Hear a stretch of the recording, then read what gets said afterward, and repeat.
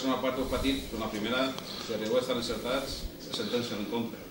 Bé, l'Hotennet és apretat molt, no traiem mèrit. L'Hotennet és un equip que ha millorat moltíssim i que últimament no està tinguent sort. Els resultats que està fent no es corresponen amb els partits que ha jugat. Sí que a la primera part hem tingut nosaltres algunes ocasions, però al final el que compta és si les fiques dintre o no. A la segona part hem tingut moltíssimes dificultats i amb una contra que hem acertat bé, que hem intentat sortir bé trencant línies, i la veritat hem dividit força bé i una bola a l'Eloi ha fet que poguéssim fer l'1-2, però ha sigut un partit complicadíssim. L'Hotennet ha lluitat fins al final i segur que jugant així és que estic segur que sortirà d'aquí on està.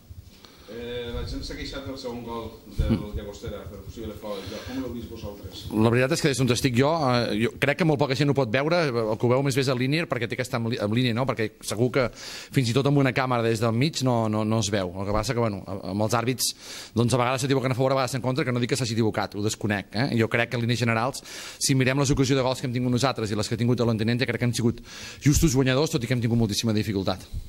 Heu trobat moltes facilitats en la primera part en l'eix central de la defensa, no?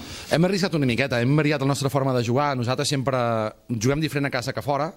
Quan juguem a fora normalment juguem amb un tribot, amb un punt i dos bandes molt ofensius. Avui hem variat una miqueta, teníem alguna baixa una miqueta important i hem jugat en dos puntes a dalt perquè sabíem que podíem fer molt de mal perquè fixàvem molt els centrals i a part que quan un sortia doncs l'altre podia caure a l'espai, i així ha sigut com hem creat forces ocasions. Ho teníem una miqueta estudiat i la veritat és que ens ha sortit força bé.